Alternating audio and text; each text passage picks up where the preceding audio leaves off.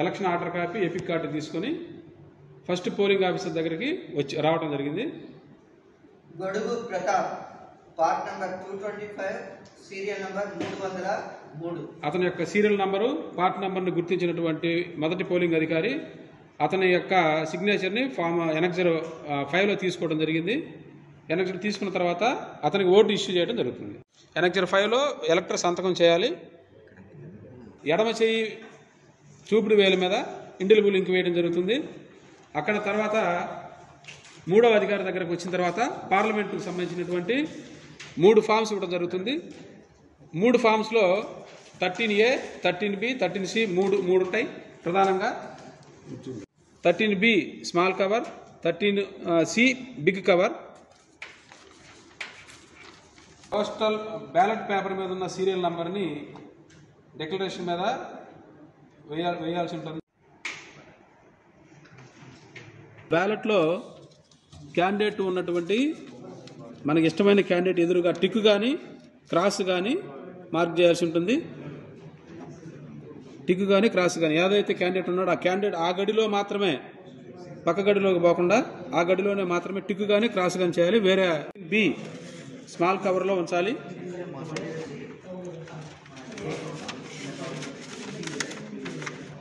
కొంచెం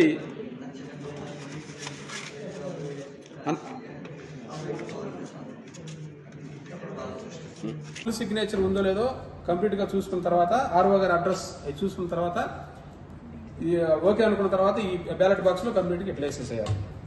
4వ అధికారి మళ్ళీ మనకి అసెంబ్లీకి సంబంధించినటువంటి పత్రాలు ఇస్తారు.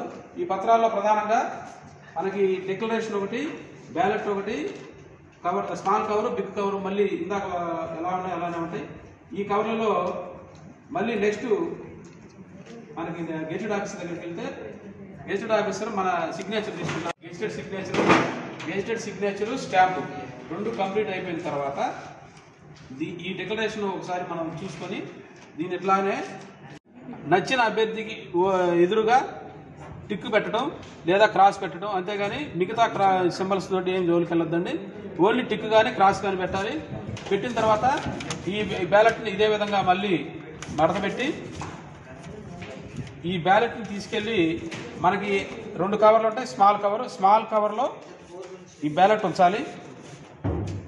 స్మాల్ కవర్లో బ్యాలెట్ ఉంచిన తర్వాత బ్యాలెట్ బాక్స్ సీల్ చేసిన తర్వాత ఈ డిక్లరేషన్ ఇందాక ఏదైతే మనం గెజిటెడ్ సంతకం తీసుకున్నామో ఈ డిక్లరేషన్ స్మాల్ కవర్ 2 విడివిడిగా ఈ 2 కలిపి బిగ్ కవర్లో ఉంచాలి.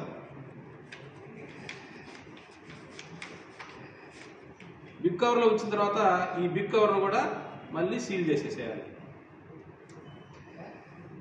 సీల్ చేసిన తర్వాత ఫ్రమ్ డాష్ అని ఉంది ఇక్కడ. ఫ్రమ్ మనకి ఇక్కడ 97 నర్సాపేట ఏదైతే అది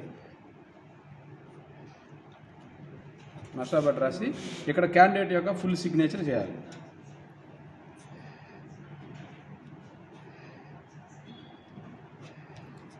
ఇక్కడ టు ద రిటర్నింగ్ ఆఫీసర్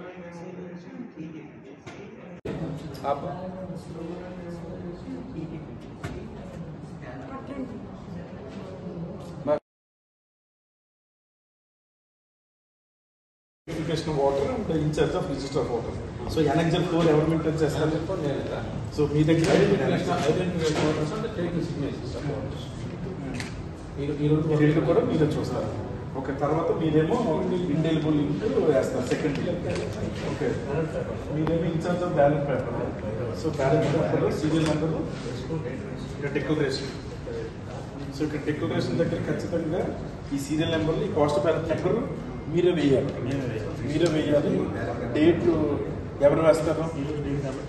మీరే డేట్ వేస్తారు. సిగ్నేచర్ ఆఫ్ ఎలక్టర్, ఇక్కడ ఎలక్టర్ ఎవరైతే వచ్చారో వాళ్ళు వేస్తారు. మీ సిగ్నేచర్ ఇక్కడ ఉండాలి. ఇక్కడ అటెస్టేషన్ ఎవరు?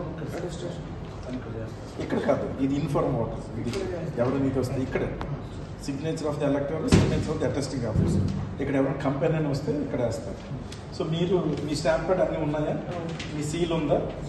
అన్నీ ఉన్నాయి. సో మీరు అటెస్టేషన్ ఇది తీసుకున్న తర్వాత కంపార్ట్మెంట్లోకి వెళ్తారు.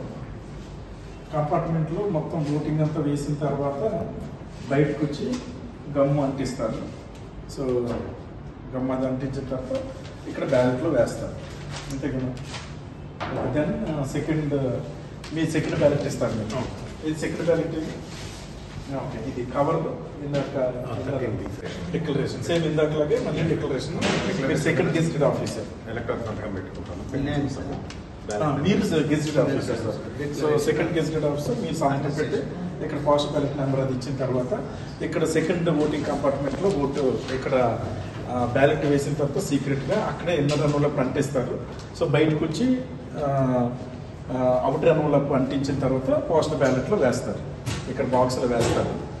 సో ఇది అదర్ డిస్ట్రిక్ట్ మనకి 6th ఉంటుంది కాబట్టి 6th ఉండే వాటికి ఇక్కడ ఇలా అదర్ డిస్ట్రిక్ట్ పోస్టల్ బ్యాలెట్ ఒకటైనా పెట్టవచ్చు, అక్కడ ఉన్న కంఫర్ట్ బట్టి 2 పెట్టుకోవచ్చు. దాన్ని బట్టి వాళ్ళు ప్లాన్ చేసుకోవాలి. సో ఓవరాల్గా ఒక్కొక్క ఫెసిలిటేషన్కి ఒక ఏఆర్ఓ లెవెల్లో అక్కడ ఇన్ఛార్జ్ ఉంటారు, వాళ్ళు బూత్స్ బయట మొత్తం మానిటరింగ్ చేసుకోవాలి.